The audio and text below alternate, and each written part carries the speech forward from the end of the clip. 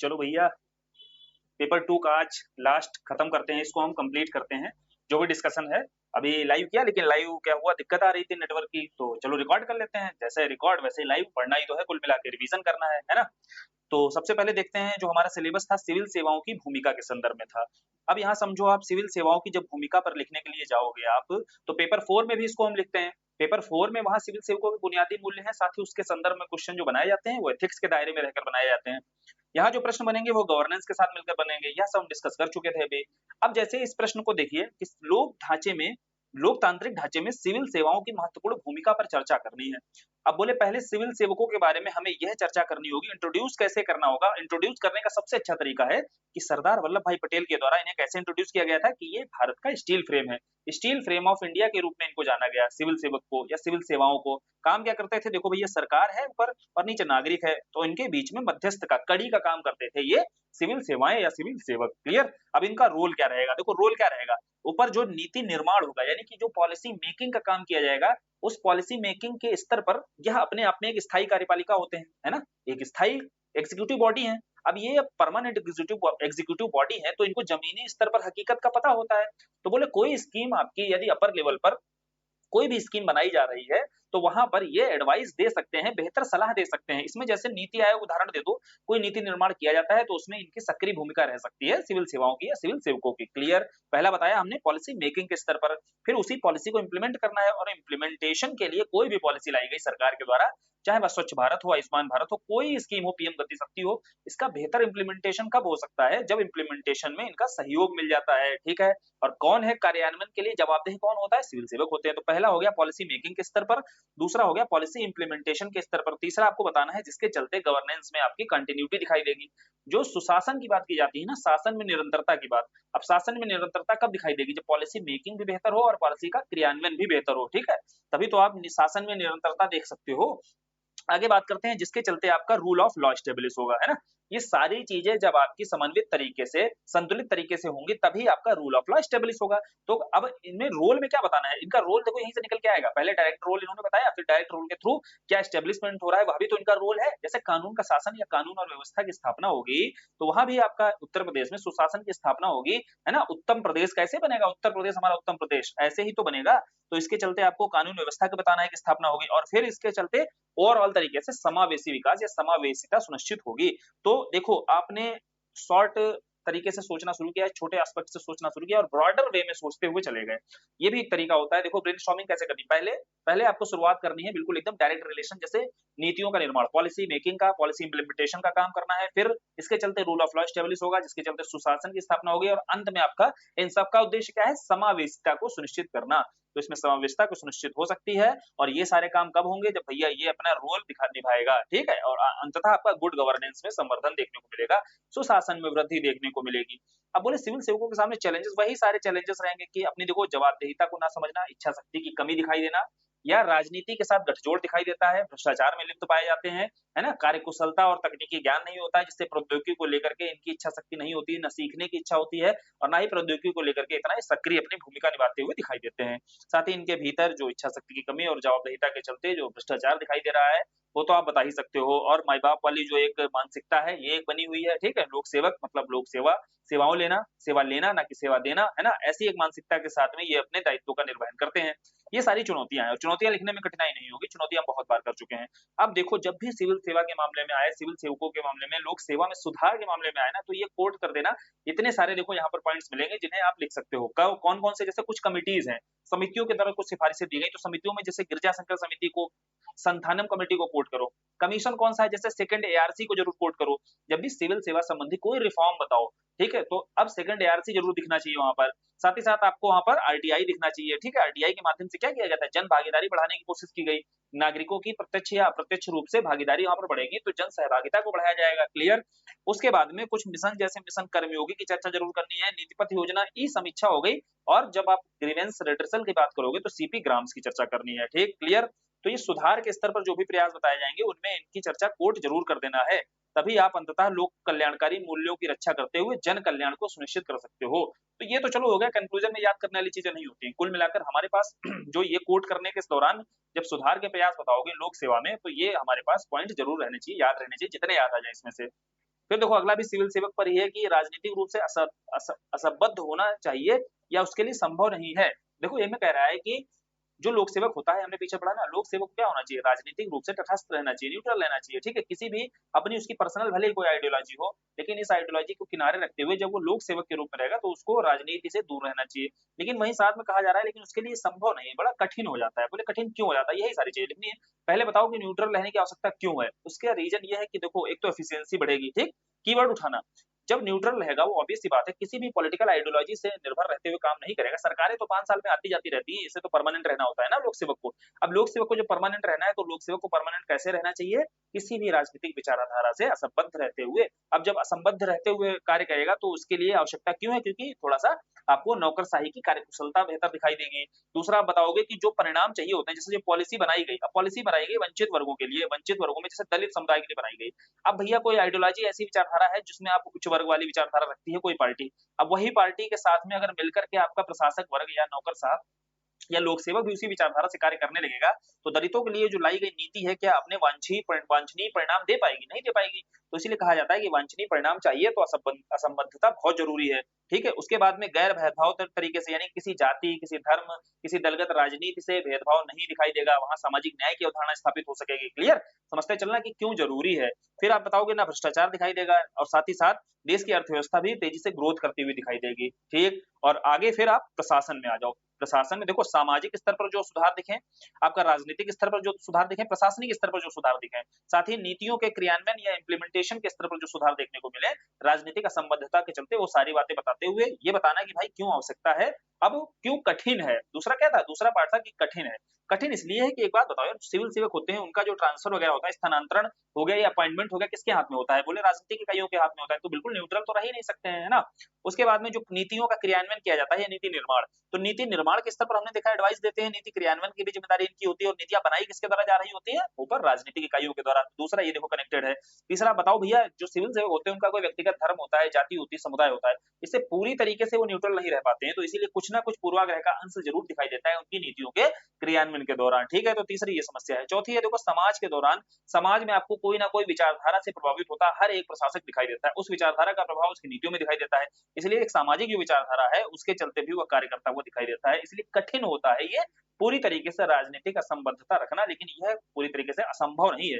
कठिन है लेकिन असंभव नहीं, क्योंकि बहुत सारे आपके सिविल सेवक हैं जो इस तरीके से न्यूट्रल रहते हुए या इम्पार्शियलिटी के साथ में अपने कार्यों का, कर्तव्यों का निर्वहन कर रहे हैं, ठीक है। इसी तरीके से आपको बनाना है, कंक्लूड जब करना है तो सिविल सेवकों के लिए आपको सुधार बता देने हैं कि जो स्थानांतरण और पदोन्नति संबंधी है, इनको गाइडलाइन को पहले से निर्धारित कर देना चाहिए, ताकि किसी तरीके का दबाव ना रहे, किसी दबाव में आकर के, राजनीतिक दबाव, भय दबाव में आकर काम ना करे। नौकरशाही में पारदर्शिता और जवाबदेहिता बढ़ाने की जरूरत है, सेकंड एआरसी की सिफारिश लागू कर दो। जो नैतिक संहिता है यानी कि कोड ऑफ कंडक्ट है, या कोड ऑफ कंडक्ट है या मोरल है आपका, इनको लागू करने की जरूरत है, ठीक है। अब इसके बाद में आते हैं आगे, सुधार हमने बता दिए सिविल सेवकों के लिए, ठीक। सिविल सेवकों के एक सेकंड रुकना, कहाँ चले गए भाई। हाँ, सिविल सेवकों के हमने सुधार बता दिए, और सुधार के साथ साथ हमने पीछे देख लिया कि कठिन क्यों है, कठिन के साथ साथ यह भी देखा कि सिविल सेवाओं में क्यों जरूरी है भाई, है ना, राजनीतिक रूप से न्यूट्रल रहना क्यों जरूरी है।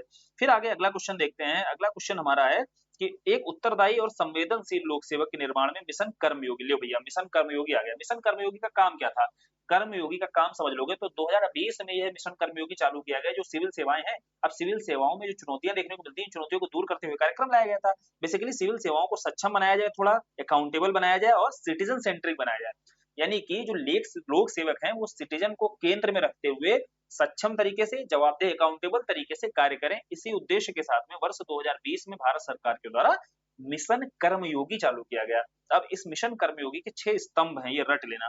पहला है नीति ढांचा, दूसरा है योग्यता फ्रेमवर्क, ठीक, उनके नीतिगत पॉलिसी जो स्ट्रक्चर है उस पर काम करना है, उनकी योग्यता फ्रेमवर्क पर काम करना है, संस्थागत इंस्टीट्यूशनल जो ढांचा है इस पर काम करना है। फिर इसके बाद आई गॉट कर्मयोगी और ई संसाधन प्रबंधन तंत्र, जो ई मानव संसाधन प्रबंधन तंत्र है इसको है, लास्ट है आपका। फिर ये सारे पहलुओं पर कार्य करते हुए अंतिम में क्या होता है, मॉनिटरिंग करना या निरीक्षण करना। तो ये 6 आपके स्तंभ है मिशन कर्मयोगी के, बताना है। और फिर इसमें कंट्रीब्यूशन में देखो, अगर आपको लोक सेवक के निर्माण के संदर्भ में क्या कंट्रीब्यूशन रहा इसका, तो एक तो स्पष्ट जो उनका रोल है इसको परिभाषित किया गया, अधिकारी को बताया जाएगा भाई तुम्हारा रोल क्या है, तुम्हें कैसे संवेदनशील रहते हुए, या तुम्हारे भीतर कंपैशन का भाव रहना चाहिए, तुम्हारे भीतर सहिष्णुता का भाव रहना चाहिए, तुम्हें अब वस्तुनिष्ठता के साथ काम करना है, जवाबदेहिता को अपनी समझना है, ऐसे आपको स्पष्ट भूमिका इनकी परिभाषित करनी पड़ेगी। फिर 360 डिग्री यहाँ मूल्यांकन प्रणाली अपनाई गई है, यानी कि जो ये कार्य किए जाएंगे, ठीक है, सिविल सेवकों के द्वारा, इसकी एक डिजिटल माध्यम से या आपका किए गए कार्य पर जनता का फीडबैक, जिससे सोशल ऑडिटिंग जैसे टूल्स भी प्रयोग किए जा सकते हैं। तो सोशल ऑडिटिंग आदि के माध्यम से इसकी मॉनिटरिंग की जाएगी, जिसे 360 मूल्यांकन प्रणाली कहा जाता है। तो समझे, मिशन कर्मयोगी में सबसे पहले तो परिभाषित किया जाएगा आपका रोल क्या है, भाई समझो आप। उसके बाद में आप समझने के बाद आप कार्य करो, फिर आपकी मॉनिटरिंग होगी, और फिर आपको साथ ही साथ व्यवहारिक और नैतिक शिक्षाएं भी दी जाएंगी। यानी कि इन व्यवहारिक और नैतिक शिक्षाओं के माध्यम से आपको संवेदनशीलता और उत्तरदायित्व की भावना विकसित की जाएगी, ठीक है। फिर सॉफ्ट स्किल्स का प्रशिक्षण किया जाएगा, यानी कि संवाद हो गया, सहानुभूति हो गया, सांस्कृतिक विविधता की समझ हो गई, जैसे कौशल, इन कौशलों का प्रशिक्षण दिया जाएगा, क्योंकि जो आज के समय सिविल सेवक है, ये धन प्राप्ति या प्रलोभन में रहते हुए भ्रष्टाचार में लिप्त ही पाए जा रहे हैं। सिविल सेवा का मुख्य जो उद्देश्य था उसको भूल गए हैं, और इसके लिए ही यह मिशन कर्मयोगी जैसे अभियान चलाए गए हैं। फिर भैया नवाचार और प्रयोगशीलता को प्रोत्साहन भी दिया जाएगा, क्लियर। और यहाँ पर जो नवाचार या प्रयोगशीलता है, इसमें बॉटम अप अप्रोच को रखा जाएगा, यानी कि आपका बॉटम अप अप्रोच क्या होता है, स्थानीय स्तर से उन आवश्यकताओं को समझते हुए समाधान खोजा जाएगा, और फिर वो धीरे धीरे करके आपका अपर लेवल तक चीजें सुधार सारे दिखाई देंगे, ठीक।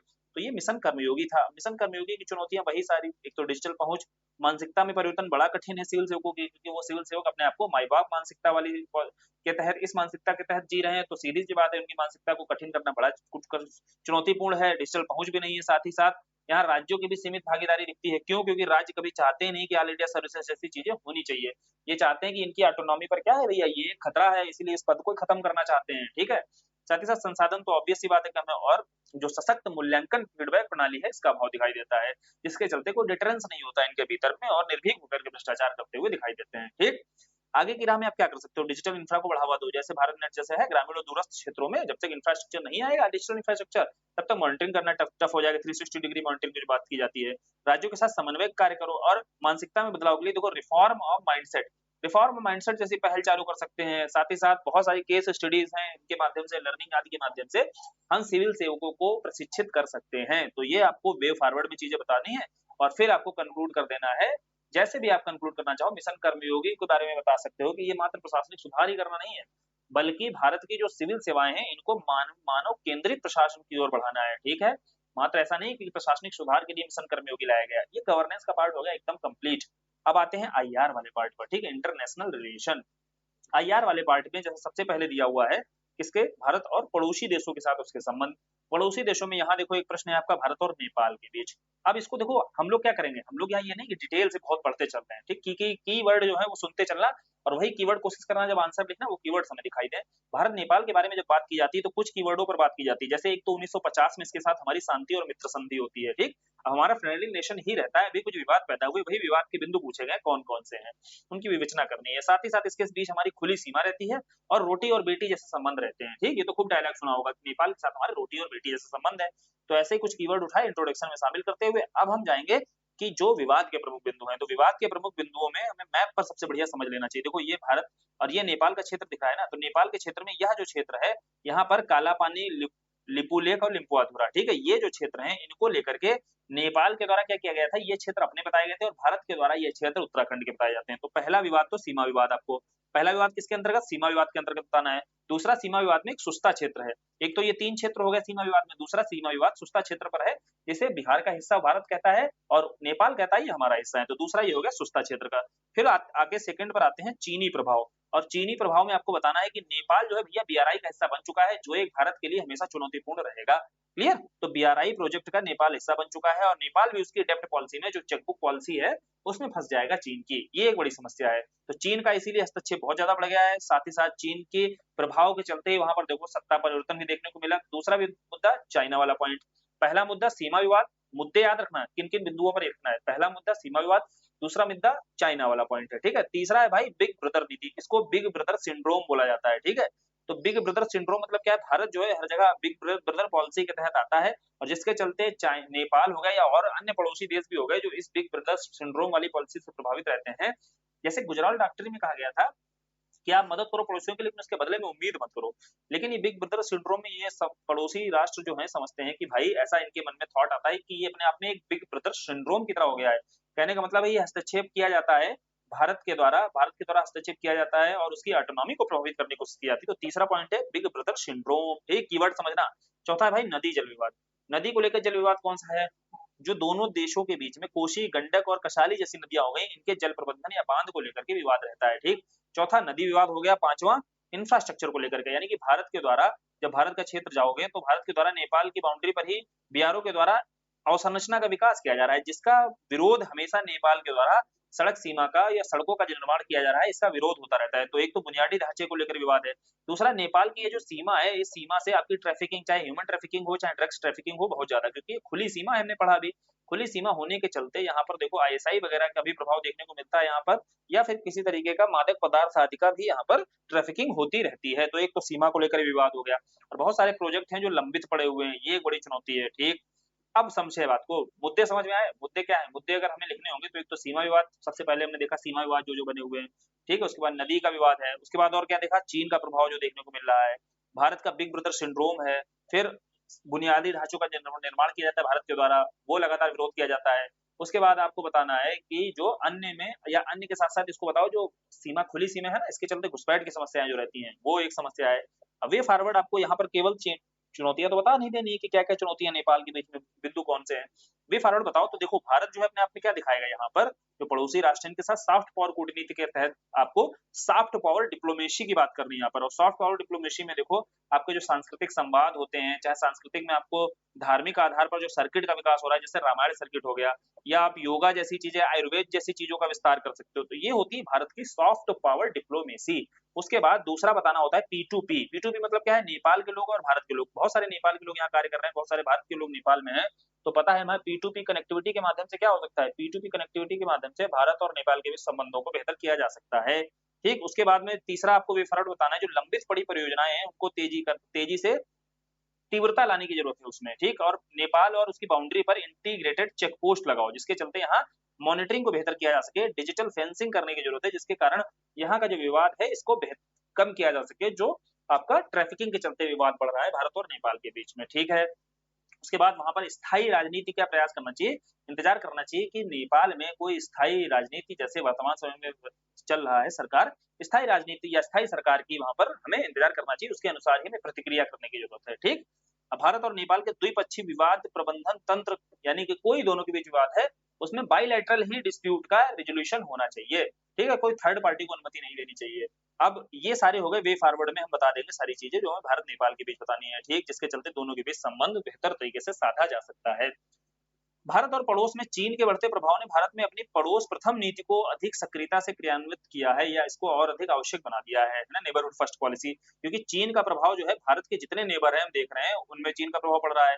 चाहे नेपाल देख लो, चाहे बांग्लादेश देख लो, चाहे श्रीलंका देख लो, चाहे पाकिस्तान देख लो, इन सारे देशों में किसका प्रभाव बढ़ रहा है? चीन का प्रभाव बढ़ रहा है। अब इस चीन के प्रभाव बढ़ने के चलते भारत की जो नेबरहुड फर्स्ट पॉलिसी कहाँ गई भाई, है ना? इसको बेहतर करने की जरूरत है, यही प्रश्न है। और इसको चलते ही भारत ने अभी एक्सटेंडेड नेबरहुड पॉलिसी बनाई हुई है।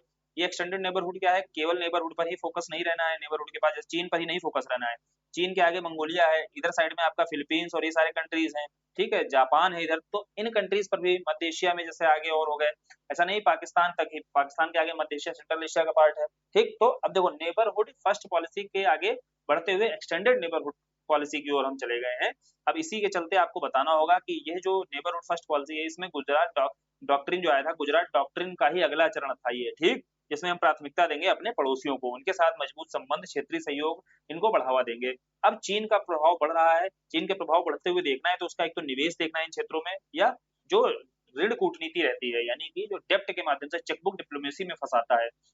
अब इसमें ये एक चित्र देखो अच्छा हो सकता है फिगर, जिसमें सितवे बंदरगाह से आप शुरू करना है, श्रीलंका में हम्बनटोटा, फिर माले आपका पोर्ट, फिर आपका ग्वादर पोर्ट हो गया। इस तरीके से भारत को देखो ये हिंद महासागर के क्षेत्र में क्या किया गया है, चीन के द्वारा घेरा गया है। और चीन के द्वारा घेरा जाने के साथ साथ ये जो आपका नेबरहुड कंट्रीज थे, इन नेबरहुड कंट्रीज में चीन का प्रभाव भी दिखाई दे रहा है। क्लियर? निवेश या ऋण कूटनीति के माध्यम से देखने को मिलता है। सुरक्षा संबंधी वहीं आप भारत का मैप बनाओ, और ये देखो जो सीपेक है, चीन से जो पीओके का क्षेत्र है, यहाँ से होते हुए चीन का जो सीपेक आपका निकला हुआ है, ये भारत की सुरक्षा के लिए एक चुनौती है, इसको दिखा देना है। ठीक, चीन का देखो हस्तक्षेप कहाँ कहाँ, पहला तो वो जो आपका बीआरआई प्रोजेक्ट चालू कर रहा है, बीआरआई के चलते बंदरगाहों आदि के माध्यम से निवेश करता है और निवेश करके वहां उसका प्रभाव बढ़ता है। दूसरा भाई सुरक्षा संबंधी चुनौती है, इसमें सीपेक का उदाहरण दे सकते हैं। कूटनीति संबंधी जो चुनौतियां हैं, जैसे नेपाल, मालदीव, बांग्लादेश में चीन जो कूटनीतिक रूप से ज्यादा मजबूत दिखाई देता है, चाहे वह मालदीव के मामले में हो, बांग्लादेश के मामले हो, नेपाल के मामले में हो, ठीक है। इसके अलावा और भी विवाद हैं चीन को लेकर के, जैसे अक्साई चीन का मामला, अरुणाचल प्रदेश का जहां डोकलाम का भी देखो विवाद हुआ था, या म्यांमार को लेकर के देखो, म्यांमार में चीन के साथ बेहतर संबंध है, इसलिए भारत के साथ में डिस्प्यूट देखने को मिलता है। तो ये हो गए वो सारी बातें जिसमें भारत के संदर्भ में आपको समझना होगा, पड़ोसी देशों में पड़ोसी प्रथम की नीति में चीन का प्रभाव जो बढ़ रहा है वो जानने की जरूरत है। ये हमने समझ लिया। अब चीन के प्रभाव के चलते भारत पड़ोसी प्रथम के तहत क्या कर रहा है, विकास सहयोग। विकास सहयोग क्या कैसे कर सकता है, देखो बुनियादी संरचना हो गई, और ज्यादातर यहाँ विकास सहयोग वो कैसे करता है, ह्यूमैनिटेरियन एंगल पर। भारत क्या है, सॉफ्ट पावर डिप्लोमेसी यहाँ जरूर बताना है। कोई भी पड़ोसी राष्ट्र है उसके साथ भारत की सॉफ्ट पावर डिप्लोमेसी दिखेगी, क्योंकि निवेश करने के स्तर पर चाइना के बराबर हमारे पास तो वैसे भी निवेश करने के लिए फंड नहीं है। तो फंड नहीं है तो हम दूसरे एंगल हमारे पास तो है, सांस्कृतिक तरीके से, सांस्कृतिक पहलुओं पर हम मदद कर सकते हैं। कहीं भूकंप जैसी चीजें, जैसे म्यांमार में भूकंप आया, वहां हमने तुरंत मदद कर दी, ठीक है। या कोई ह्यूमैनिटेरियन एड पहुंचानी, वो तुरंत हमने पहुंचा दी। वैक्सीन मैत्री है, वैक्सीन मैत्री के माध्यम से हमने प्रयोग हेल्प कर दी, ठीक समझे। इसके साथ साथ जो बहुत सारी बुनियादी ढांचे हैं, बहुत सारी बुनियादी ढांचा को विकसित करने के कार्यक्रम है, जैसे बीबीआईएन हो गया, आईएमटी हो गया, इन सारी योजनाओं पर भी कार्य करने की जरूरत है। ये जो लंबित पड़े हुए हैं इतने वर्षों से, ये लंबित नहीं पड़े होने चाहिए, ठीक है। इनको तेजी से गति देने की जरूरत है, क्लियर। और फिर सांस्कृतिक आधार पर बताना है तो यहाँ सॉफ्ट पावर डिप्लोमेसी रहती है, और इसी के चलते ही बौद्ध धर्म का जहां प्रभाव दिखे, बौद्ध सर्किट का विकास कर दो, और जैसे नेपाल जैसे क्षेत्र में रामायण सर्किट का विकास कर दो, या नॉर्थ ईस्ट के क्षेत्र हैं जो, सॉरी साउथ ईस्ट के क्षेत्र हैं, यहाँ पर रामायण सर्किट का विकास किया जा सकता है। तो ये सांस्कृतिक जुड़ाव इससे महसूस होता है, ठीक। पहला होगा विकास या सहयोग जैसे कार्य करना, दूसरा सांस्कृतिक जुड़ाव के तहत कार्य करना, तीसरा है मानव संसाधन का विकास प्रशिक्षण करना। यानी कि मानव संसाधन जो है भारत के पास में, इसको प्रशिक्षित करो, और प्रशिक्षित करके भी हम नेबरहुड वाले जो कंट्रीज हैं यहाँ पर अपना प्रभाव बढ़ा सकते हैं। फिर है सुरक्षा सहयोग। देखो सुरक्षा सहयोग के संदर्भ में कई सारे सैन्य अभ्यास होते हैं, चाहे म्यांमार के साथ हो, चाहे नेपाल के साथ हो, ठीक है। इनके साथ सैन्य अभ्यासों को बढ़ावा देने की जरूरत है, वार्ताओं को बढ़ाने की जरूरत है, और साथ ही साथ आतंक विरोधी सहयोग, दोनों सहयोगात्मक रूप से कार्य कर सकते हैं, ठीक। तो ये हो गया। जब भारत की पूछा गया है कि जो नेबरहुड पॉलिसी है, इस नेबरहुड पॉलिसी में चीन के प्रभाव के बढ़ते प्रभाव, चीन का प्रभाव जो बढ़ रहा है, इस बढ़ते प्रभाव के चलते भारत को क्या कदम उठाने की जरूरत है, ठीक।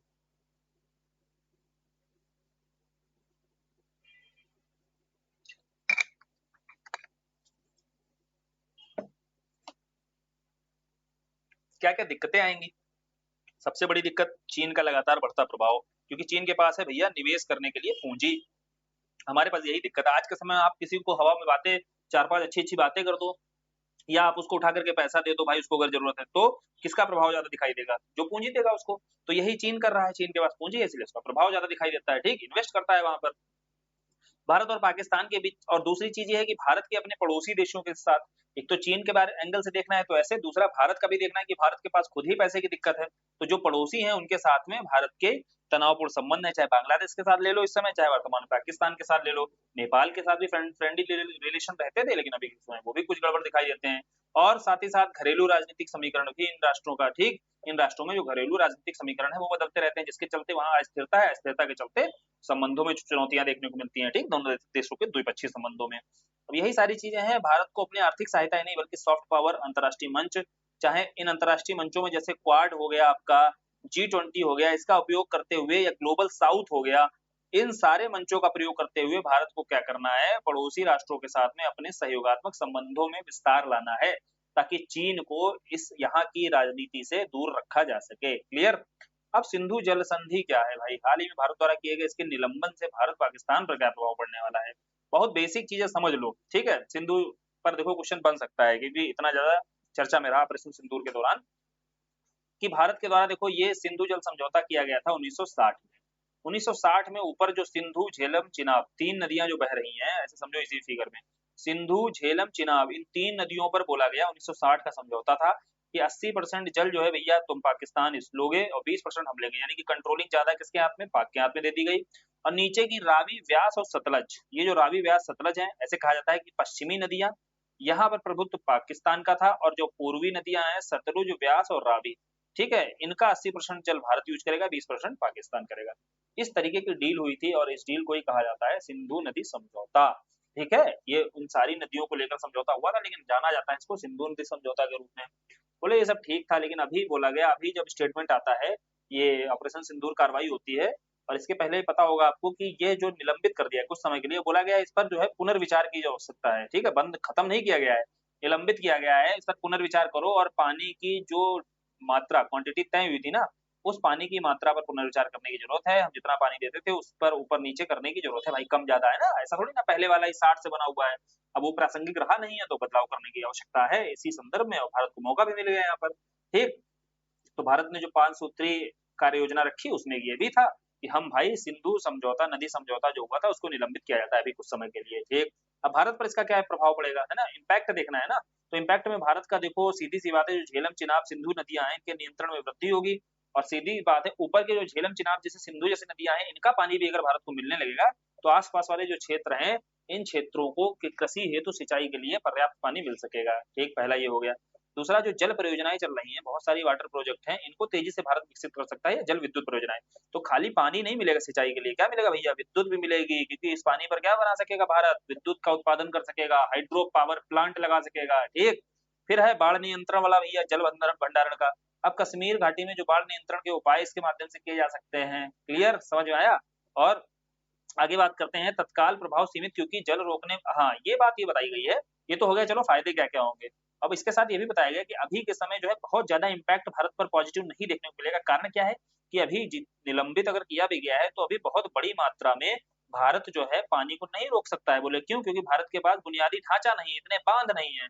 तो धीरे धीरे करके भारत को बांध विकसित करने की जरूरत है, तभी जाकर के वो पाकिस्तान को यहाँ पर बता सकेगा कि आपको पुनर्विचार करो, आतंकवाद खत्म करो, नहीं तो तुमको पानी नहीं देंगे। इसी में आप कंक्लूजन में जब जाओगे तो रक्त व जल, ठीक है, रक्त व जल, खून और जल एक साथ नहीं बह सकते हैं। ठीक है, ब्लड और वाटर एक साथ नहीं बह सकते हैं भाई, आतंकवादियों की तरह जो खून बहाया जा रहा है इस क्षेत्र में, और हम तुमको पानी दें, ऐसा एक साथ नहीं हो सकता है। स्टेटमेंट आया ना प्रधानमंत्री जी के द्वारा।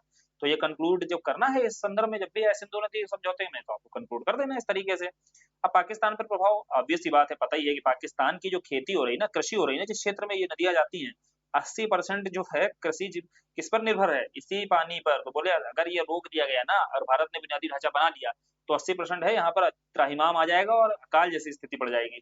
दूसरी चीजें बतानी है, इन क्षेत्रों में खाली सिंचाई नहीं, इसके साथ जल आपूर्ति भी है ना। पानी कहाँ से पीते हैं ये लोग, शहरी क्षेत्र में, कराची और लाहौर जैसे क्षेत्रों में पानी यही नदियों का ही जल पीते हैं।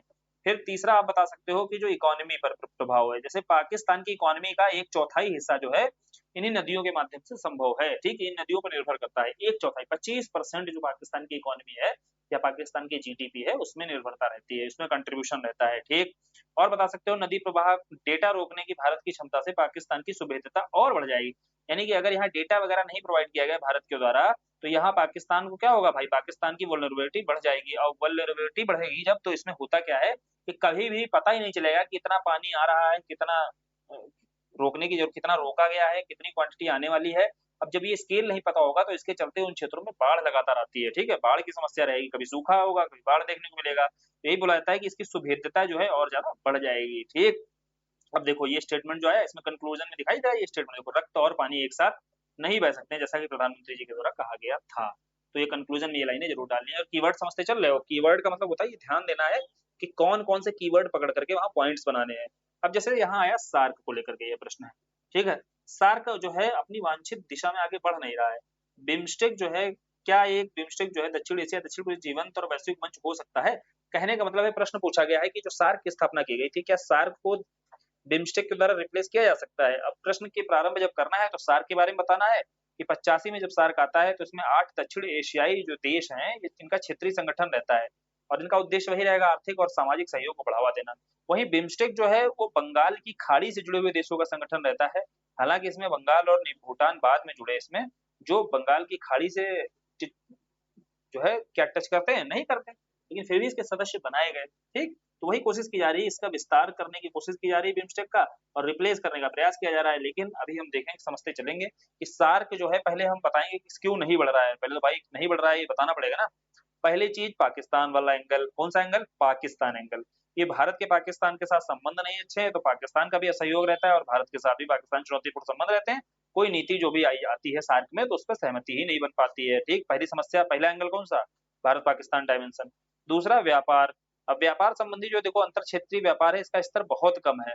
कहने का मतलब है दोनों देश, अब भारत पाकिस्तान हो गया, भारत बांग्लादेश हो गया, ठीक, इनमें अगर दोनों प्रतिस्पर्धी के रूप में कार्य करेंगे, तो भाई व्यापार आपका निम्न स्तर पर दोनों के बीच दिखाई देगा। अगर ये एक दूसरे के कॉम्प्लीमेंट्री के रूप में कार्य करें, पूरक के रूप में कार्य करें, तो इनके बीच में व्यापार भी बेहतर दिखाई देगा। भारत और समझो ये बिग ब्रदर सिंड्रोम वाला, देखो ये तुम जानते हैं कि बिग ब्रदर सिंड्रोम वाली समस्या देखने को मिलती है, जिसके चलते भी आपका ये प्रभाव देखने को मिलता है, इसका निष्क्रिय होता दिखाई देता है सार्क। और एक समस्या है चीन की, चाइना वाले एंगल में इसमें बीआरआई डालो, चीन का प्रभाव बढ़ रहा है इस क्षेत्र में, जिसके चलते संसाधनों की कमी होती है, ठीक। फिर सर्वसम्मति का अभाव है, ये तो हम देख ही लिए हैं कि सर्वसम्मति का अभाव है, क्योंकि इन देशों के बीच आपस में नहीं बन रही है, तो कोई समूह कैसे चल सकता है जब तक राष्ट्रों के आपस में नहीं बन रही होगी, है कि नहीं। तो ये सारी समस्याएं हैं, और साथ ही साथ इसकी बैठकें भी नहीं होती नियमित तौर पर। क्लियर। तो सार्क को लेकर के क्या आता है, सार्क को लेकर के आप बताओगे कि सार्क जो है आपका फेल क्यों दिखाई दे रहा है। फेल इसलिए कि एक तो भारत पाकिस्तान, एक चाइना, ये तो एंगल आसपास के लिखना है, तो एक भारत पाकिस्तान वाला डायमेंशन, एक चाइना वाला डायमेंशन, फिर आपको बताना है कि भाई इसके अलावा एक तो इनकी बैठक नहीं रेगुलर होती है और बिग ब्रदर सिंड्रोम वाला एक प्रभाव देखने को मिलता है भारत का, अन्य देशों में बिग ब्रदर सिंड्रोम वाला एक प्रभाव है। इसके चलते भी बहुत सारे निर्णय हैं जहां ऑटोनॉमी पर खतरा देखते हुए नहीं लिए जाते हैं, ठीक। और साथ ही साथ रेगुलर बैठकें नहीं हो रही हैं, जो बैठकें होनी चाहिए। अब आते हैं बिम्स्टेक के मामले में। अब बिम्स्टेक के मामले में क्या कहा जाता है कि क्या ये रिप्लेस कर सकता है, पहले ही बताओ। पहली बात तो देखो, बिम्स्टेक जो है वैश्विक मंच के रूप में कैसे स्थापित हो सकता है, क्योंकि यहाँ आर्थिक रूप से स्थिरता दिखाई देती है। तुलनात्मक रूप से देखा जाए तो पिछले 5 वर्षों में यहाँ पर औसतन 6 से 6.5% की स्थिर आर्थिक विकास दर देखने को मिली है, ठीक है। और ये जब बे ऑफ बंगाल की बात की जा रही है, तो ब्लू इकोनॉमी को भी बढ़ावा देगा कि नहीं देगा। तो इससे आर्थिक जो इकोनॉमिक स्टेबिलिटी है ना, जिसकी समस्या सार्क में दिखाई दे रही है, वो दिखाई दे रही है। प्राकृतिक संसाधन की बात की जाए तो भैया प्रचुर मात्रा में यहाँ चाहे जल हो, मानव संसाधन हो, ठीक है, या फिर हाइड्रोकार्बन हो, ये सारे शामिल हैं। तो एक बड़े स्तर पर यहाँ नेचुरल रिसोर्सेस मिलते हैं। फिर यहाँ पाकिस्तान नहीं है, ठीक, सबसे बड़ी चीज है जो बाधा बनता था, तो वो अपने आप में पाकिस्तान यहाँ पर नहीं है। फिर आपके बात करते हैं कनेक्टिविटी के प्रोजेक्ट हैं, चाहे करादान मल्टी मॉडल हो, चाहे एमटी हो, तो ये सारे कनेक्टिविटी के प्रोजेक्ट दिखाई देते हैं यहाँ पर, ठीक। फिर दक्षिण पूर्व एशिया को जोड़ने का, यानी कि बिम्स्टेक जो है भारत की पड़ोस नीति है या एक्ट ईस्ट नीति है, इसके तहत आप क्या कर सकते हो, बिम्स्टेक जो सदस्य हैं इनके माध्यम से आप साउथ ईस्ट एशिया के देशों से जुड़ सकते हो, ठीक है। तो ये यहाँ पर महत्वपूर्ण हो जाता है भारत के संदर्भ में। अब यहाँ जानना होगा थोड़ा सा कि चलो ठीक है, मान लिया बिम्स्टेक बेहतर दिखाई दे रहा है, कार्य भी कर रहा है, लेकिन क्या ये रिप्लेस कर सकता है। तो कंक्लूजन में कभी नहीं बताना है कि रिप्लेस करा देना है। सार्क की अपनी भूमिका है, क्योंकि सार्क में बहुत सारे दक्षिण एशिया के देश हैं, जैसे बांग्लादेश हो गया, पाकिस्तान हो गया, ये सारे देश आपके बिम्स्टेक में नहीं दिखाई देते हैं, ठीक है। तो बोले रिप्लेस तो नहीं कर सकता है, बल्कि आपका क्या हो सकता है, कॉम्प्लीमेंट्री के रूप में इसको देखना चाहिए, है ना। सार्क के विकल्प के रूप में नहीं, बल्कि इसके कॉम्प्लीमेंट्री के रूप में।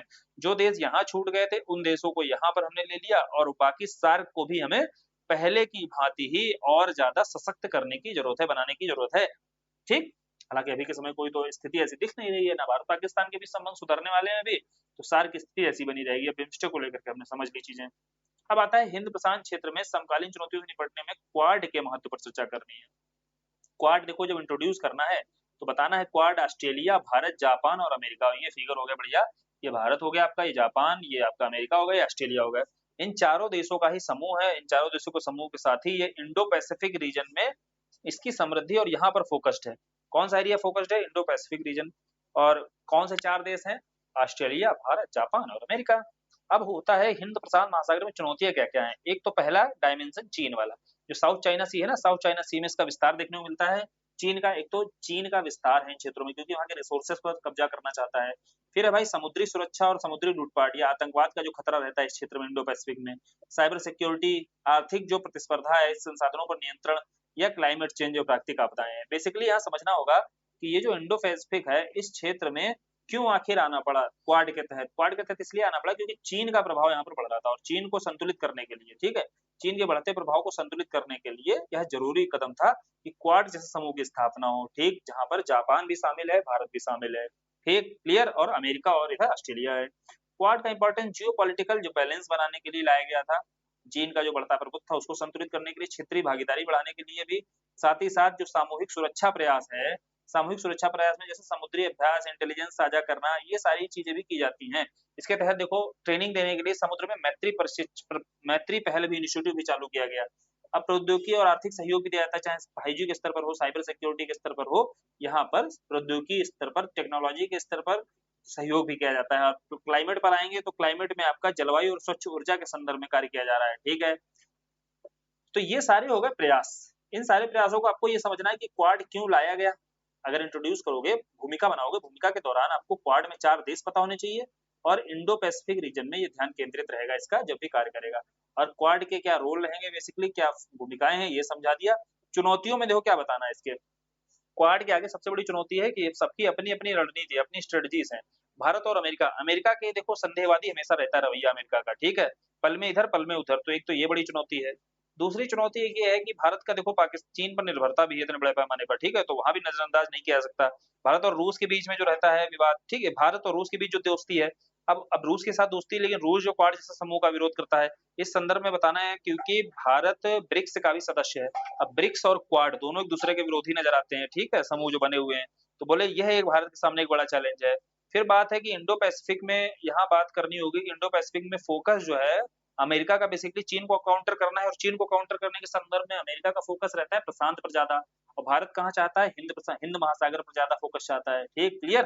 तो ये सारे देखो पॉइंट्स हैं जिन पॉइंट्स पर आपको अपने आंसर को लिखना है वहां पर कि चैलेंजेस जो बताने हैं, चैलेंजेस एक एक करके पकड़ना शुरू किया करो कि सारे डायमेंशन पर कौन कौन से कीवर्ड को पकड़ते हुए और किन किन पहलुओं पर हम अपने क्या बोलते हैं जो चैलेंजेस है उनको समझ सकते हैं, ठीक। वे फॉरवर्ड बताओ तो भाई कह दो भाई एक जो है व्यापक दृष्टिकोण अपनाओ अपने हिंद और शांत महासागर के क्षेत्र में। साथ ही साथ क्वाड जो है इसका विस्तार भी जरूरी है। यहाँ एक बढ़िया यहाँ तर्क दे सकते हो कि क्वाड जैसा जो समूह है इसको विस्तारित किया जा सकता है, ठीक। जैसे अन्य जो समूह है उनका विस्तार किया जा रहा है, जैसे ब्रिक्स का विस्तार किया गया, ऐसे हम क्या कर सकते हैं क्वाड का भी विस्तार कर सकते हैं, ठीक। सहयोग और नवाचार ये तो सारे पॉइंट है ही, इनको नवाचार को बढ़ावा देना है।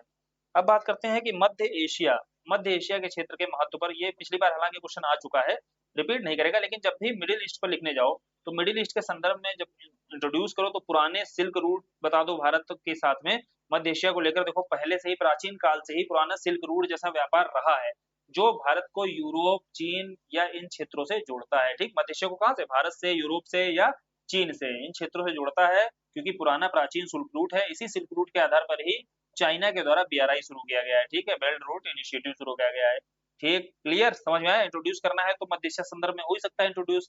अब इसके बाद में भारत के लिए महत्व क्या है, इंपॉर्टेंस क्या है, मध्य एशिया का महत्व क्या है। एक तो आर्थिक सहयोग या व्यापारिक सहयोग हो गया, ट्रेड, ट्रेड भी किन चीजों का, चाहे ऊर्जा का, वस्त्र का और कृषि उत्पादों का। ज्यादातर जो ट्रेड होता है वस्त्र का, ऊर्जा का और कृषि उत्पादों का। इसमें connect central Asia policy Bharat की चलाई जा रही है। फिर ऊर्जा सुरक्षा पर आते हैं, एनर्जी सिक्योरिटी को लेकर के देखो तेल गैस के प्रमुख क्षेत्र हैं। अभी के समय ईरान के साथ देखो जो विवाद चल रहा है, इसके चलते जो समस्याएं आएंगी कहाँ पर आएंगी, यही ऊर्जा सुरक्षा पर। जो एनर्जी क्राइसिस है ना वो देखने को मिलेगा और ये बहुत बड़ा संकट बनकर उभरने वाला है क्योंकि यहाँ पर जो ईरान से कट हो जाना, मतलब हार्मुज जो स्ट्रेट है इससे कट हो जाना और इससे कट होने के चलते बहुत ज्यादा ट्रेड हमारा निर्भर करता है इस क्षेत्रों में। तो मध्य एशिया के क्षेत्र में चाहे ऊर्जा सुरक्षा की बात हो, चाहे आपका व्यापार आर्थिक सहयोग की बात हो, इन सारे पहलुओं पर ही आपका क्या है, इन सारे पहलुओं पर आपका भारत के मध्य एशिया का भारत के संदर्भ में क्या देखने को मिलेगा, महत्व समझ में आएगा। फिर कनेक्टिविटी के स्तर पर बहुत सारे प्रोजेक्ट हैं, जैसे असगाबाद हो गया, आईएन, ये पता होगा ना, असगाबाद समझौता परियोजना है, चालू की गई है मध्य एशिया क्षेत्र में। Indian north south transport corridor चालू किया गया है, इंडिया मिडिल जो ईस्ट कॉरिडोर है ये चालू किया गया है। ये सारे जो कनेक्टिविटी प्रोजेक्ट चल रहे हैं, इन सारे कनेक्टिविटी प्रोजेक्ट के तहत भारत को अगर यूरोप से जोड़ने का, भारत को अगर रूस से जोड़ने का कोई कार्य कर रहा है तो ये मध्य एशिया के क्षेत्रों से ही होता हुआ जाता है, क्लियर। अब आते हैं सांस्कृतिक पहलुओं पर। तो सांस्कृतिक में देखो आपका चाहे सूफी परंपरा हो, चाहे बौद्ध परंपरा हो या सिल्क रूट हो, इन सारे क्षेत्रों में, इन सारे ही पहलुओं पर आपका सांस्कृतिक और ऐतिहासिक संबंध दिखाई देगा मध्य एशिया के साथ में।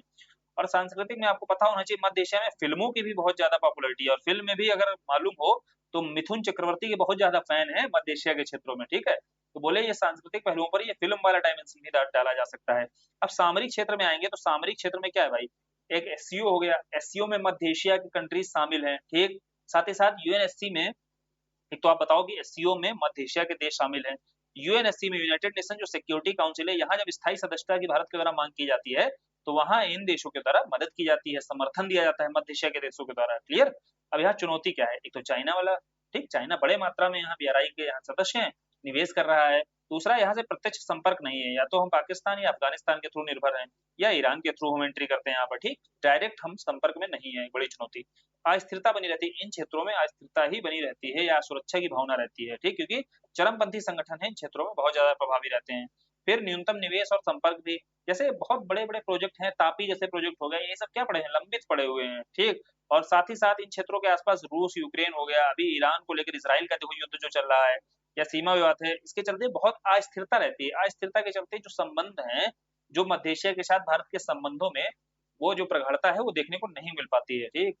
अब इसमें समाधान कैसे करना है, कनेक्टिविटी में सुधार करो, जैसे INSCT जो चाबहार पोर्ट है इसको बढ़ावा दो, सांस्कृतिक ऐतिहासिक संबंधों को बढ़ाओ, सुरक्षा सहयोग को मजबूत करो, कनेक्ट सेंट्रल एशिया पॉलिसी के माध्यम से प्रयास करो, ठीक। ये सारी चीजें आपको बतानी है। और इसी में आपको बताना है करेक्ट सेंट्रल एशिया में भारत की नेबरहुड फर्स्ट है, उसकी एक्सटेंडेड नेबरहुड पॉलिसी में परिवर्तित कर दिया गया है। कौन सी? एक्सटेंडेड नेबरहुड पॉलिसी में कन्वर्ट कर दिया गया है। क्लियर। अब आते हैं आगे, अगला देखते हैं कि भारत के हितों में अप्रवासी भारतीयों को, यानी कि यहाँ डायस्पोरा के बारे में प्रश्न है। तो भारतीय डायस्पोरा पर जब लिखने को आएगा तो अब प्रश्न है आत्मनिर्भर भारत के निर्माण में भारतीय डायस्पोरा द्वारा निभाई जा रही भूमिका पर चर्चा करनी है। देखो भाई, डायस्पोरा के बारे में जब भी लिखो तो इनको बताओ कि इस आत्मनिर्भर भारत का उद्देश्य क्या है, भारत को स्वावलंबी, प्रतिस्पर्धी, वैश्विक स्तर पर सक्षम बनाना है। और इन उद्देश्यों की पूर्ति में भारतीय डायस्पोरा अपना महत्वपूर्ण योगदान दे सकते हैं, चाहे पूंजी के स्तर पर हो, जैसे रेमिटेंस भेजते हैं, चाहे ज्ञान के स्तर पर हो, चाहे नेटवर्क सोर्स के स्तर पर हो, ठीक। क्लियर। विदेश मंत्रालय की अगर मानी जाए तो भारत में अभी डायस्पोरा कितने हैं भाई, कितने प्रवासी हैं? 35 करोड़। भारत के 35 करोड़ प्रवासी हैं जो भारत से बाहर रह रहे हैं और भारत की फिर भी मदद कर रहे हैं, डायरेक्ट रूप से या इनडायरेक्ट रूप से। क्लियर। अब इसमें भारतीय डायस्पोरा की भूमिका बतानी है। तो पहली आर्थिक भूमिका, आर्थिक में इनके प्रेषण यानी कि जो रेमिटेंस भेजा जाता है, और रिकॉर्ड हमने देखा है 129 बिलियन डॉलर 2024 में भारत के द्वारा रेमिटेंस की प्राप्ति हुई, जो वैश्विक स्तर पर सर्वाधिक है। और धन प्रेषण जो रेमिटेंस जीडीपी का 3.3% कंट्रीब्यूट करता है। ये डेटा है, डेटा के माध्यम से हमने आर्थिक भागीदारी सुनिश्चित कर दी। फिर प्रशासन व सॉफ्ट पावर में भी भूमिका रहती है, यानी कि जो भारतीय डायस्पोरा है किसी देश के साथ द्विपक्षीय संबंध बनाने होते हैं तो वहां पर इनकी सॉफ्ट पावर के रूप में रोल निकल कर आता है, ठीक। प्रौद्योगिकी और नवाचार में भी योगदान इनका रहता है, जैसे वहां की सिलिकॉन वैली, अमेरिका में सिलिकॉन वैली, यूके, कनाडा, इन क्षेत्रों में जो प्रवासी होते हैं उच्च तकनीकी विशेषज्ञता रखते हैं, जिससे वहां की तकनीक में, वहां के नवाचार में अपना कंट्रीब्यूट कर पाते हैं। फिर ज्ञान अर्थव्यवस्था यानी कि ये प्रशिक्षण या आपका रिसर्च या सलाहकारी भूमिका में भी अपना योगदान देते हैं। अब बात करते हैं कि वैश्विक नेटवर्किंग भी करते हैं, मार्केट एक्सेस, जैसे प्रवासी भारतीय अंतर्राष्ट्रीय बाजार और आपूर्ति श्रृंखला व्यापारिक साझेदारी को बढ़ावा दे सकते हैं। इसमें ब्रांड इंडिया को प्रोत्साहित कर सकते हैं। ब्रांड इंडिया से याद आया, जैसे चलो इनका भी हम महत्व देख लेते हैं। आर्थिक देखा हमने, आर्थिक के साथ साथ और क्या देखा हमने? प्रौद्योगिकी, नवाचार में, प्रशासनिक स्तर पर सॉफ्ट पावर में भूमिका, सामाजिक सांस्कृतिक में जैसे योग हो गया, आयुर्वेद हो गया, भाषा संस्कृति, ये प्रोत्साहित या प्रचार करने का कार्य कौन करता है? ये प्रचार करने में सबसे आगे अगर अग्रणी रूप में खड़े नजर आते हैं तो भारतीय डायस्पोरा के लोग ही। और परोपकारी योगदान में देखो हम देख ही चुके हैं कि शिक्षा, स्वास्थ्य आदि के क्षेत्र में योगदान देते रहते हैं, ठीक।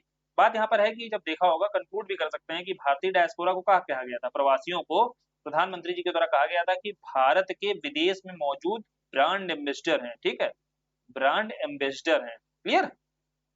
और भारत में ये 9 जनवरी को पता ही होगा प्रवासी दिवस के रूप में शुरू किया जाता है। चलो वो तो हो गया, एकदम बच्चों वाली चीजें हो गई। अब इसमें चुनौती क्या है? स्वतः सह संबंध का भाव रहता है, सुरक्षा संबंधी चुनौतियां रहती हैं, और कई प्रवासी वित्तीय अस्थिरता, अनिश्चित भविष्य का सामना करते हैं, ठीक।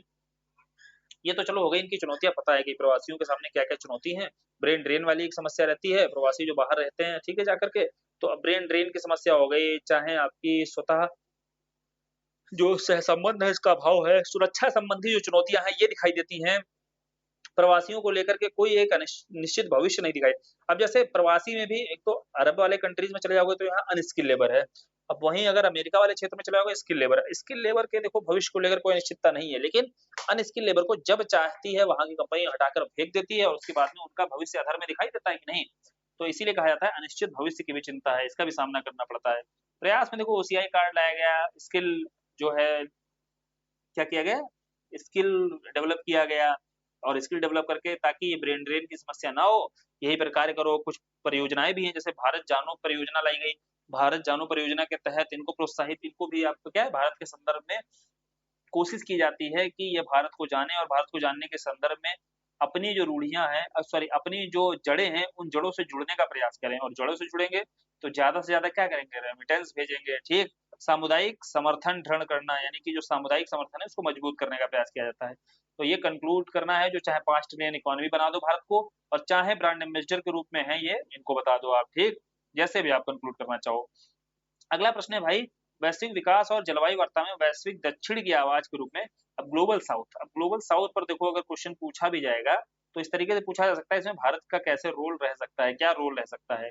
तो भारत देखो सीधी सी बात है कि यह 22 ग्लोबल साउथ समिट है, इसकी मेजबानी भारत के द्वारा की जा रही है, ठीक समझे। इसका जो संगठन है 22 ग्लोबल साउथ समिट, इसकी मेजबानी भारत के द्वारा की जाती है। बात यहाँ है कि इसमें भारत का रोल क्या है, तो वैश्विक विकास में, वैश्विक विकास में देखें तो ये जो ब्रॉड लाइन दिख रही है, ये ब्रॉड लाइन है, इसके नीचे जो है ग्लोबल साउथ कंट्रीज हैं, और इसके ऊपर जो है नॉर्थ है, जो रिच या पुअर के रूप में भी जाने जाते हैं, ठीक।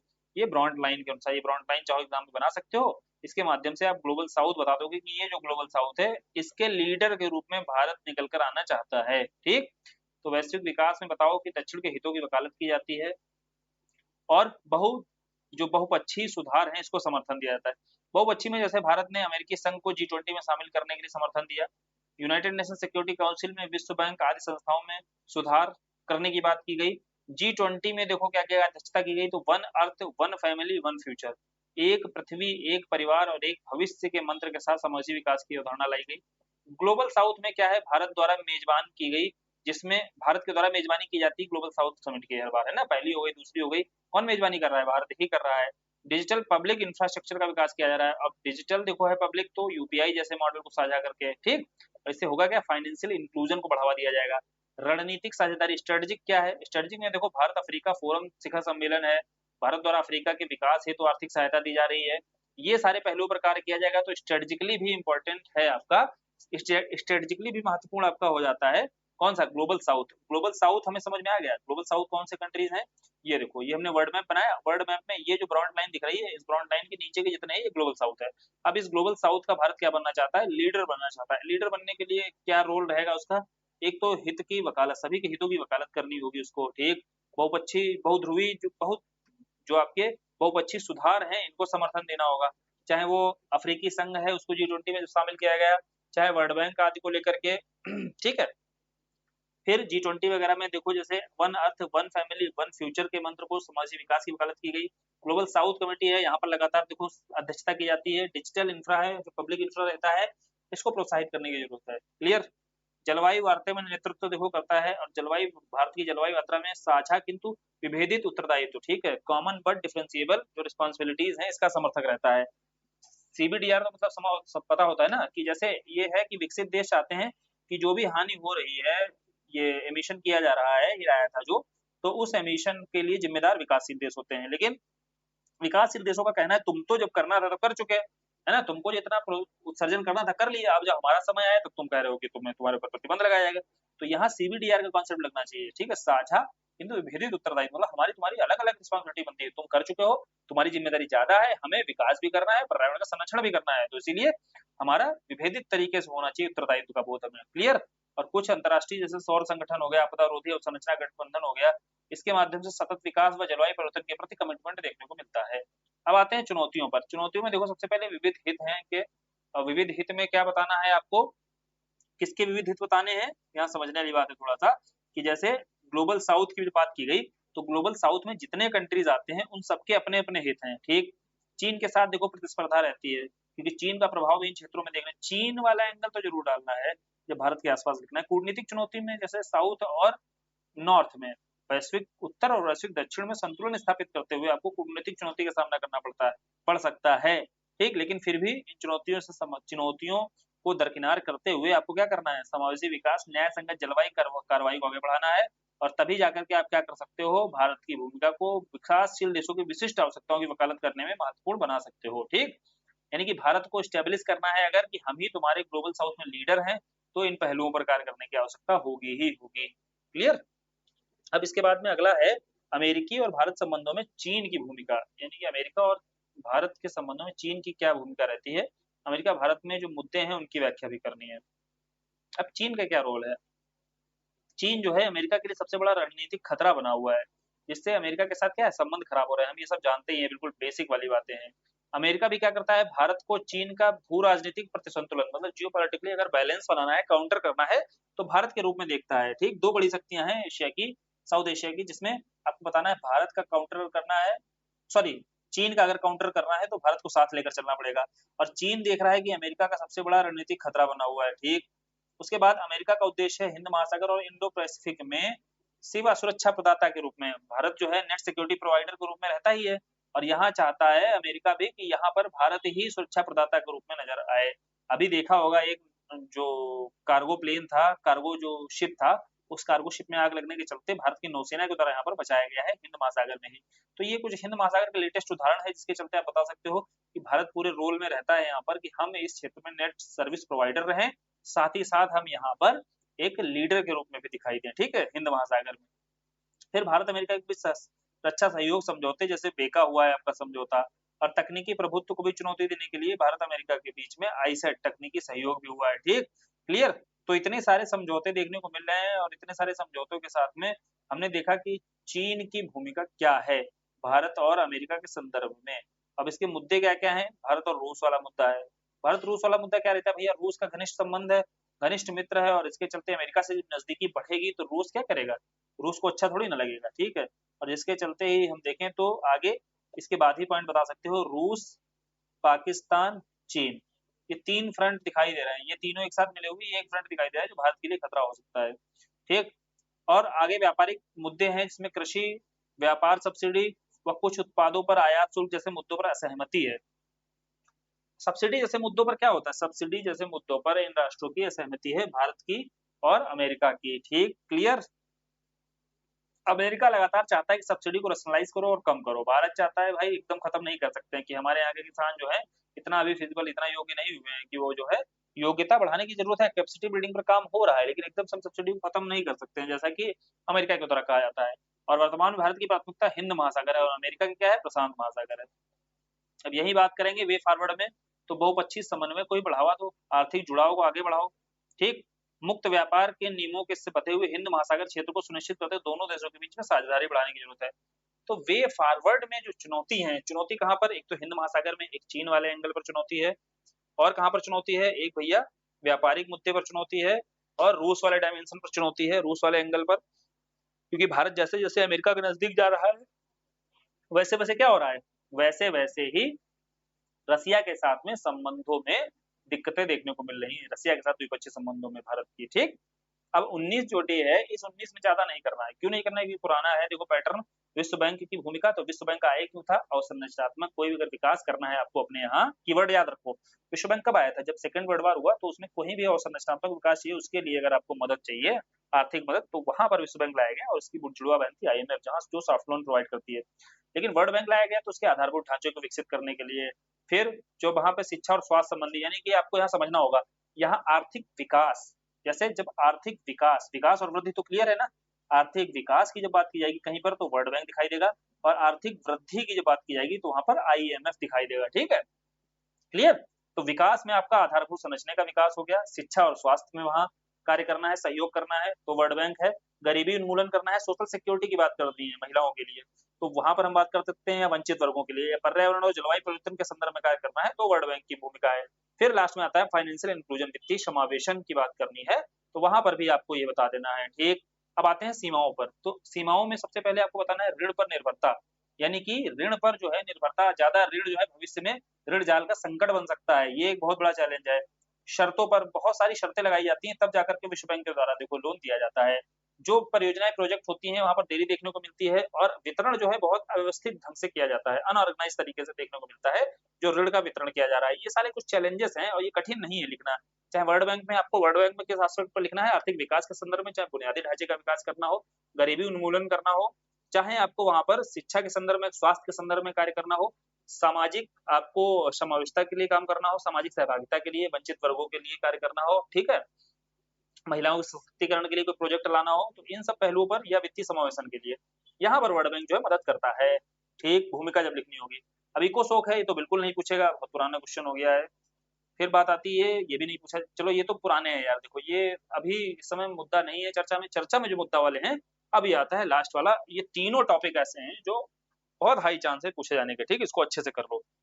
सबसे पहला है अमेरिका चीन जो टैरिफ है वृद्धि की गई अमेरिका के द्वारा, देखो उठ करके ट्रम्प महोदय के द्वारा टैरिफ लगा दिया गया था 145%, इसको और बढ़ा दिया गया था, लेकिन फिर बाद में कंट्रोल किया गया है ना, बाद में चीन पर कंट्रोल किया गया, क्योंकि बदले में पलटकर चीन ने भी यहाँ पर प्रतिक्रिया दी थी, क्योंकि वो चीन उस समय वर्तमान स्थिति में है कि जो प्रतिक्रिया दे सकता है। भारत जैसी कंट्री है उस आधार पर, उस आवेग से प्रतिक्रिया नहीं दे सकते हैं, ठीक, क्योंकि इस समय चीन प्रमुख प्रतिद्वंदी बना हुआ है अमेरिका का। तो बोले चीन के द्वारा भी प्रतिक्रिया यहाँ पर दी गई जवाब में, तो ये एक टैरिफ वार छिड़ गया दोनों के बीच में, अमेरिका और चीन के बीच में। इसके चलते भारत की अर्थव्यवस्था पर क्या प्रभाव पड़ेगा, तो पहले अर्थव्यवस्था पर बताना है कि जो सप्लाई चेन है बाधित हो जाएगी। क्यों बाधित हो जाएगी, क्योंकि टैरिफ बढ़ेगा तो लागत कॉस्ट बढ़ जाएगी, तो भारत में जो गैजेट है, वाहन है, ये सब क्या हो जाएंगे, चीन से जो आते हैं सस्ती दरों पर महंगे हो जाएंगे, ऑब्वियस सी बात है, सप्लाई चेन जब बाधित की जाएगी। दूसरा है फार्मास्यूटिकल क्षेत्र है, इसको जोखिम है, क्योंकि जो एपीआई है हमारा फार्मास्यूटिकल क्षेत्र में 70% सक्रिय फार्मास्यूटिकल जो सामग्री है चीन से आयात करते हैं, तो इस पर संकट देखने को मिल रहा है। तीसरा है जीडीपी और मुद्रास्फीति पर प्रभाव देखने को मिलेगा, देखो जीडीपी भी कम हो गई और मुद्रास्फीति बढ़ेगी, ठीक। फिर वैश्विक व्यापार में अनिश्चितता देखने को मिलेगी, जो ट्रेड है वो मंद होगा, भारत का चीन के साथ में जो ट्रेड है वो मंद होगा, ठीक है, क्लियर। अब इसका सकारात्मक, भारत पर क्या सकारात्मक, जब चीन पर प्रभाव देखो, सीधी सी बात है, चीन पर इतना ज्यादा टैरिफ लगा दिया जाएगा तो अब इसके साथ निर्यात के अवसर भारत के लिए खुल जाएंगे, ठीक। अब अमेरिका चीन पर भारी टैरिफ लगा रहा है तो इसलिए कपड़ा, चमड़े जैसे भारतीय क्षेत्रों के पास अमेरिकी बाजार मिल जाएगी, तो अब भारत के कपड़ा उद्योग को, चमड़ा उद्योग को, इन उद्योगों को अमेरिका जैसी बड़ी बाजार मिल सकती है। पहले यह बाजार किसके पास थी, चीन के पास थी, चीन का टैरिफ लग गया इतने बड़े पैमाने पर, चीन के प्रोडक्ट हो जाएंगे महंगे, महंगे होते ही भारत के प्रोडक्ट सस्ते होंगे वहां पर और उसके साथ में मार्केट मिल जाएगी, तो निर्यात की बढ़िया अवसर खुल गए एफडीआई में। अब चीन में क्या कोई अमेरिकी जो एफडीआई निवेशक है निवेश करना चाहेगा, नहीं करना चाहेगा, कहाँ निवेश करेगा, उसके लिए अल्टरनेट किसको खोजेगा, भारत को खोजेगा, क्लियर, समझ में आया, सकारात्मक ढूंढ रहे हैं हम। अब इससे देखो जोखिमों से निपटने के लिए भारत के द्वारा क्या क्या किया जा सकता है, देखो भारत की निर्भरता चीन पर बहुत ज्यादा है, जिसके चलते भारत की अर्थव्यवस्था को जोखिम उठाने को मिल सकता है, भारत के अमेरिका पर भी है, लेकिन अमेरिका की भी पॉलिसी देख रहे हो आज के समय अमेरिका फर्स्ट की रही है। अब इसमें भारत क्या कर सकता है, भारत अपना क्या करते हैं, दायरा बढ़ा दे, व्यापार करने का, ट्रेड का दायरा बढ़ाना है, तो यूरोपीय यूनियन के साथ जैसे एफटीए कर दिया, फ्री ट्रेड एग्रीमेंट, यूके के साथ में उसने फ्री ट्रेड एग्रीमेंट कर दिया, एक तो ये हो गया दायरा बढ़ा दे। दूसरा क्या कर सकता है कि अपने यहाँ पर ही प्रोडक्शन बढ़ाओ ना भैया, आयात पर क्यों निर्भर रह रहे हो, अपने यहाँ प्रोडक्शन बढ़ाने का मतलब है मेक इन इंडिया हो गया, आत्मनिर्भर भारत हो गया, ठीक है, प्रोडक्शन लिंक्ड इनिशिएटिव हो गया, जहां पर आप प्रोडक्शन करो, अगर आपका उद्योग यहाँ पर लिंक्ड है इससे तो आपको इंसेंटिव मिलेगा, ठीक। तो ऐसे प्रोजेक्ट हैं जिनको प्रोत्साहन दो। पीएम गति शक्ति है, इसको तेजी से, है ना, जो अवसंरचना को लेकर के है योजना, इसको तेजी से बढ़ाओ ताकि ट्रेड आसान हो सके। फिर लॉजिस्टिक पर कार्य करने की जरूरत है। अब चीन पर निर्भरता कम करो, इसके लिए चीन के आयात को भी, आयात पर निर्भरता घटानी पड़ेगी और वो प्रोडक्शन बढ़ाकर हो सकती है या अन्य देशों से हम विकल्प के रूप में खोजें, क्लियर। और जो समूह है जैसे क्वाड, ब्रिक्स, G20, इन मंचों का प्रयोग किया जा सकता है व्यापारिक अधिकारों की रक्षा करने के लिए, क्लियर। अब अगर आएगा चीन और अमेरिका के बीच में टैरिफ वार हुआ, इससे भारत की अर्थव्यवस्था पर क्या प्रभाव पड़ेगा, क्या लिखने में दिक्कत आएगी, अब नहीं आनी चाहिए, क्योंकि अर्थव्यवस्था पर पहले देखेंगे हम नकारात्मक क्या प्रभाव पड़ रहा है। नकारात्मक प्रभाव में चीन पर, जहां जहां चूंकि निर्भरता हमारी चीन पर ज्यादा है, अब चूंकि चीन पर निर्भरता ज्यादा है तो इसके चलते कहाँ कहाँ चीन के साथ हमारा ट्रेड प्रभावित हो सकता है। फिर सकारात्मक देखेंगे, फिर हम वे फॉरवर्ड बताते हैं क्या हमें करना चाहिए, क्लियर।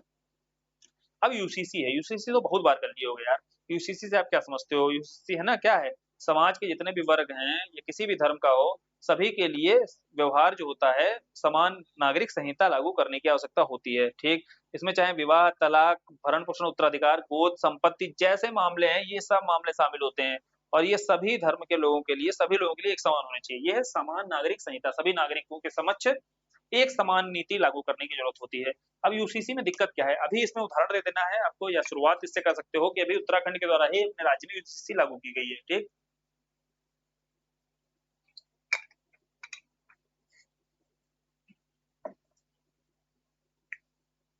अब जैसे उत्तराखंड में यूसीसी लागू की जाती है, उत्तराखंड में यूसीसी लागू करने के बाद आपसे पूछा जाएगा कि इसके पक्ष में और इसके विपक्ष में तर्क देना। जैसे भारत एक धर्मनिरपेक्ष राष्ट्र है, अब भारत एक धर्मनिरपेक्ष राष्ट्र है तो इसमें क्या यूसीसी को लागू करना चाहिए, है ना, क्या ये ठीक है।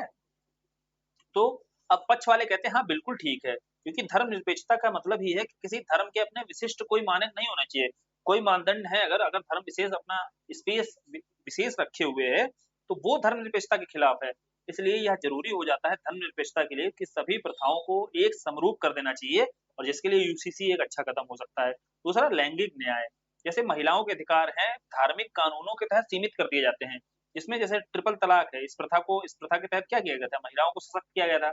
अब जब यूसीसी आ जाएगा तो किसी धर्म में भी महिलाओं को लेकर के कोई भी कानून होगा, जब वहाँ शासन कैसे चलेगा, उस कानून के हिसाब से चलेगा, यूसीसी के हिसाब से चलेगा। तो बोले यूसीसी के हिसाब से चलेगा तो लैंगिक न्याय की स्थापना होगी। ठीक, दूसरा ये हो गया तर्क, पहला धर्मनिरपेक्षता, दूसरा लैंगिक न्याय, तीसरा संवैधानिक दृष्टिकोण से। संविधान में कहा गया है भाई, आर्टिकल 40 इस संदर्भ में कहता है डीपीएसपी आगे, इसका मतलब क्या है, आगे जब भी नीति बनाई जाए या आगे डीपीएसपी को फंडामेंटल राइट बनाया जा सकता है। इसमें स्वतंत्रता, समानता और न्याय का संवैधानिक सिद्धांत, इसका पालन किया गया है। तो ये संवैधानिक दृष्टिकोण से बता सकते हो।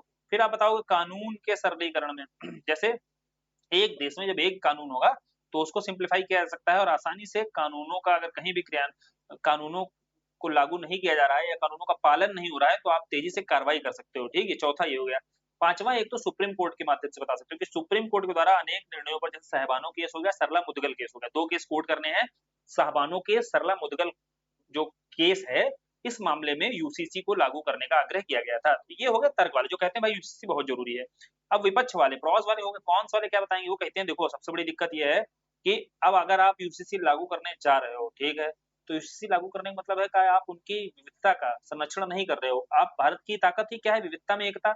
अब बोले उनकी अगर डाइवर्सिटी ही खत्म कर दोगे तो एक तरीके से ये क्षेत्रीय अखंडता के लिए खतरा हो सकते है, बन सकती है। ठीक है, अब ये ट्राइबल एरियाज में आप उनके कल्चरल जो भी आपकी मान्यताएं हैं उनको आप खत्म करने जा रहे हो।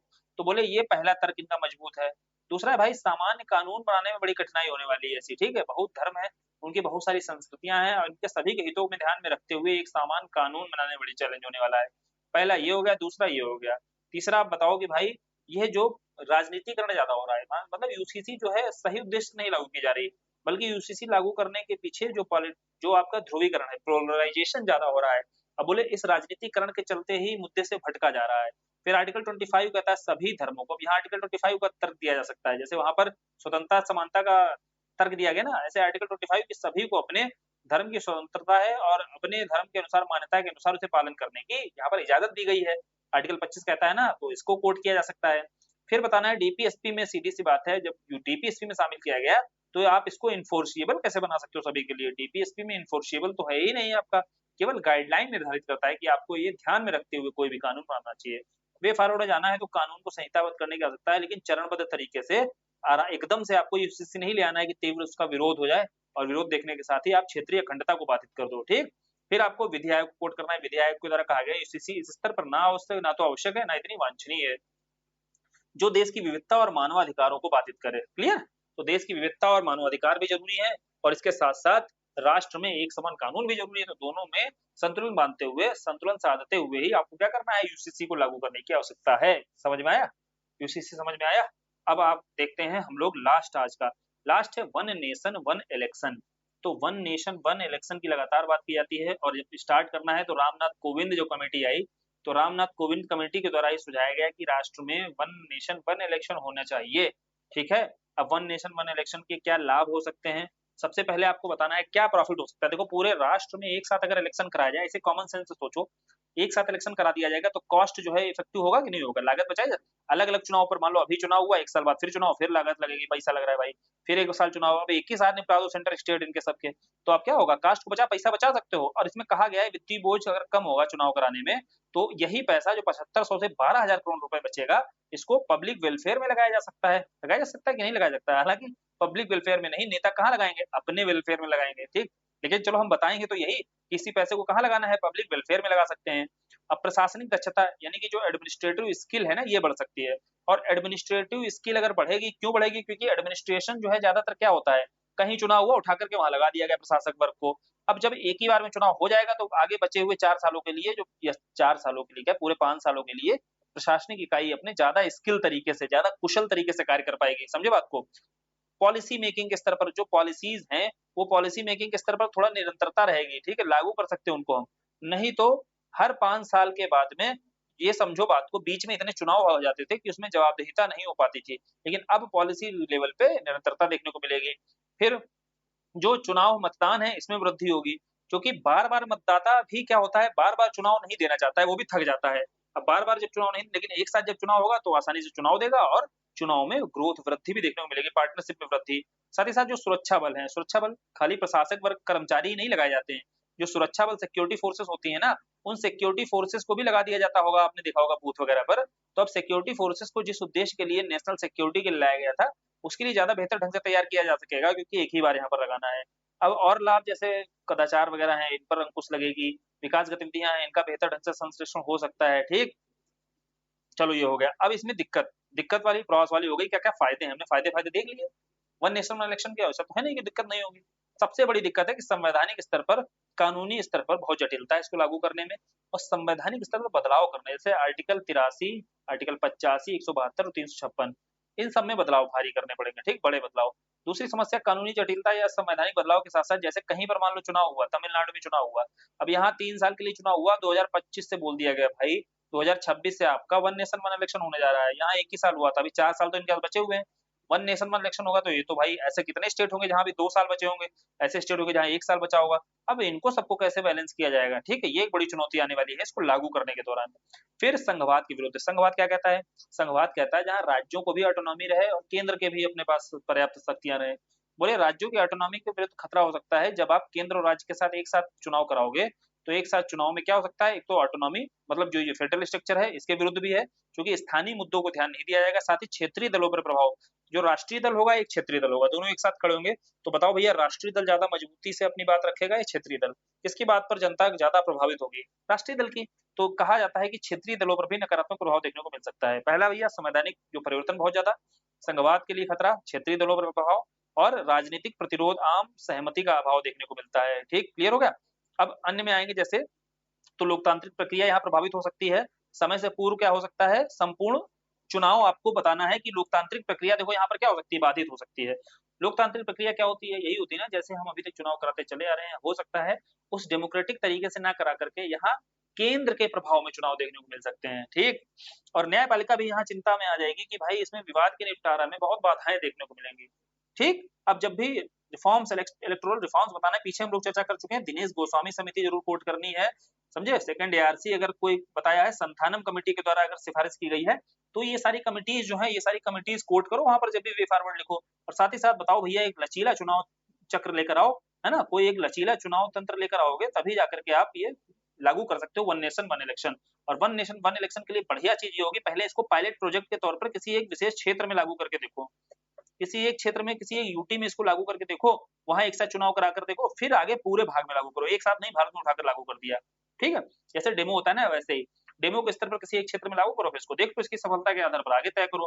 डिजिटल चुनाव प्रणाली का प्रारंभ करने की जरूरत है यहाँ पर, क्लियर। तभी आप सहभागी लोकतंत्र के माध्यम से यहाँ लोकतांत्रिक सहभागिता को बढ़ा सकते हो। तो यही आपका वन नेशन वन इलेक्शन हो गया। तीनों टॉपिक कर लिए, 3 टॉपिक बहुत important, UCC, one nation one election, तीनों है। और जो अमेरिका, यूएसए और चीन के बीच में ट्रेड वार है, और ट्रेड वार के चलते भारत पर प्रभाव, ये तीनों से देखना, क्वेश्चन जरूर रहेगा वहां पर अपने पेपर 2 के अंतर्गत। चलो फिर इस पेपर 2 को यहाँ से कंप्लीट कर लिया हमने, अब पेपर 1 स्टार्ट करेंगे। पेपर 2 पहले बताना भाई कैसा रहा, मजेदार रहा, मजा आया कि नहीं आया? 1-2 दिन का लेट हुआ, चलो इसलिए कोई बात नहीं, उसके लिए माफी। और आगे टाइम से कंप्लीट कर लेंगे, 2-3 दिनों में पेपर 1 को कंप्लीट कर डालेंगे। ठीक, टाइम भी कम है चूंकि।